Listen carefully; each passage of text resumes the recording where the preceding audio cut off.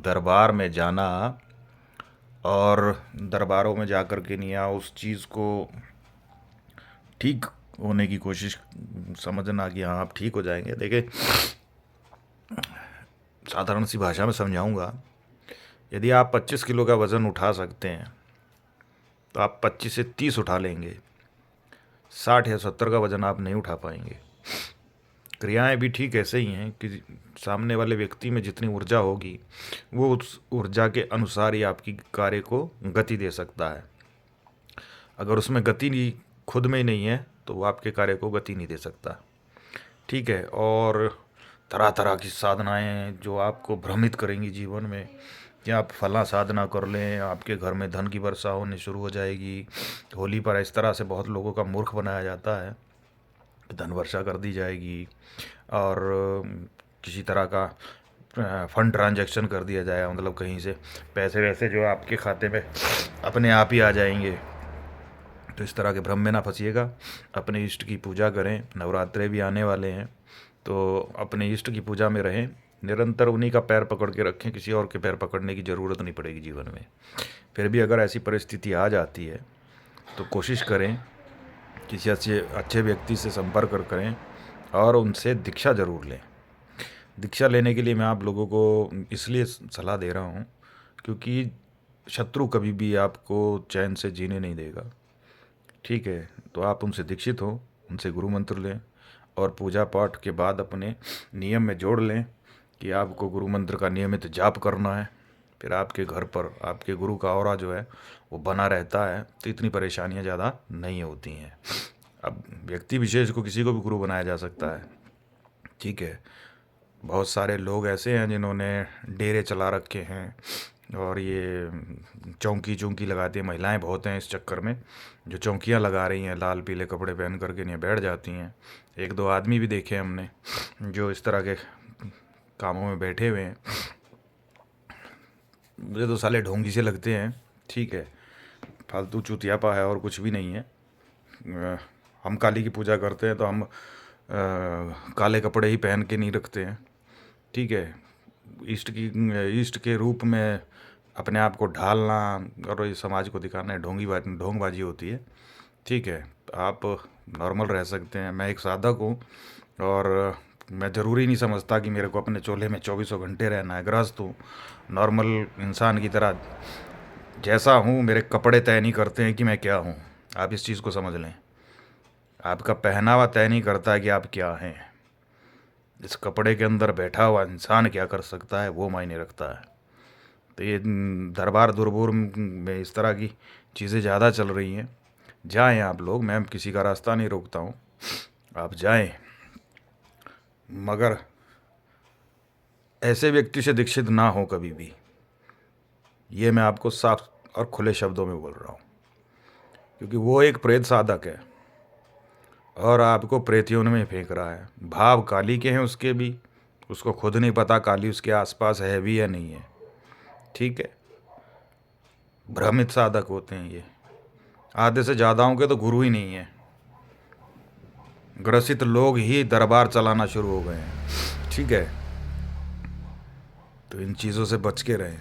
गुरु तुल्य समझें किंतु दीक्षा ना लें। गुरु मत बना लो उसको।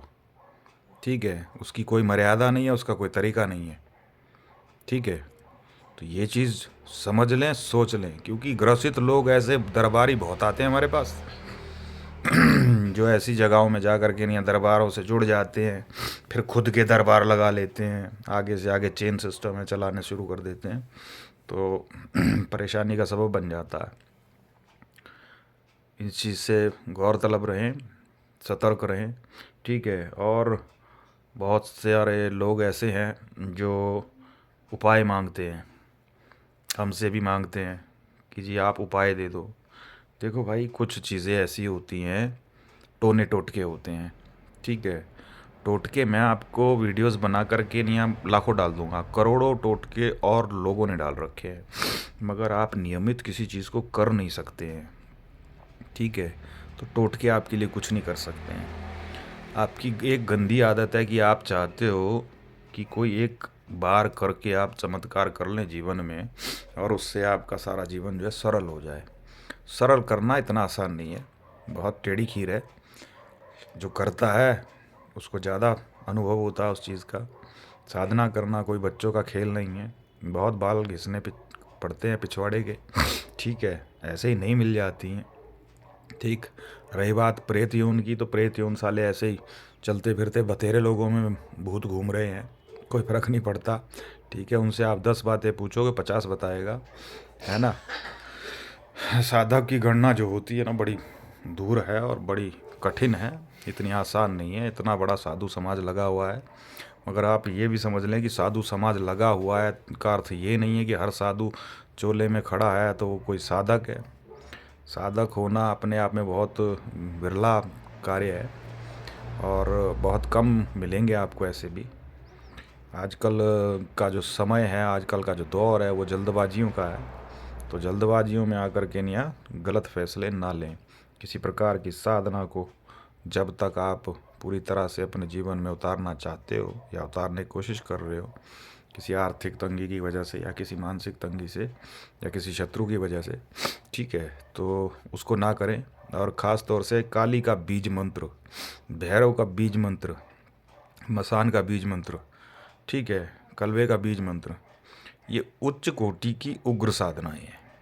इनके बीज मंत्रों का जाप आप अपने घर में गृहस्थी में तब तक ना करें जब तक आप किसी अच्छे साधक से दीक्षित नहीं हैं, ठीक है, क्योंकि ये उग्र साधना है। वो उग्र रूप में आएगी, आप संभाल नहीं पाओगे, ना समझ पाओगे, तो आपके घर में खुद ब खुद दिक्कत हो जाएगी। यही कारण है कि नासमझी की वजह से काली और भैरव की पूजा जो लोग घरों में करते हैं उनके घरों में ज़्यादा दिक्कत होती है, ठीक है। तो ये चीज़ को सोच समझ ले, अच्छे व्यक्ति से दीक्षित होकर के ही इस चीज़ को आगे लेकर के ले चलें। साधनाओं के भ्रम बहुत सारे हैं, बहुत तरह की साधनाएं हैं, मगर जब तक अनुभव खुद के ना हो जाएं तब तक किसी दूसरी चीज़ को आगे मत बढ़ो लेकर के नहीं। और जीवन में अगर सुखी रहना है तो इष्ट के पैर पकड़ के रखो, ठीक है, इष्ट के पैर पकड़ के रखो, वही आपका जीवन जो है सुखमय कर देंगे। सुखमय का मतलब ये नहीं होता कि आपके घर में नोटों के बंडल गिरना शुरू हो जाएंगे।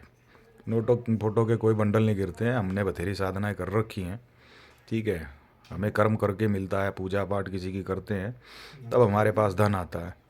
हमारे पास बंडल नहीं गिरते हैं और ना ही किसी और के पास गिरते हैं, ठीक है। जो छल कपट से ज़्यादा चल रहे हैं उनके भंडार भरे पड़े हैं, ठीक है, मगर वो भंडार कुछ ही दिन चलते हैं। हमने कई दरबार देखे, कई साधक देखे जो हवा की साथ पतंग ऊंची उड़ती है और जैसे ही हवा ख़त्म होती है वो नीचे आ जाते हैं। तो समय समय का खेल है। सही चीज़ों से चलेंगे, सही कर्म से चलेंगे तो सही रास्ते पे रहेंगे। आदेश आदेश आदेश।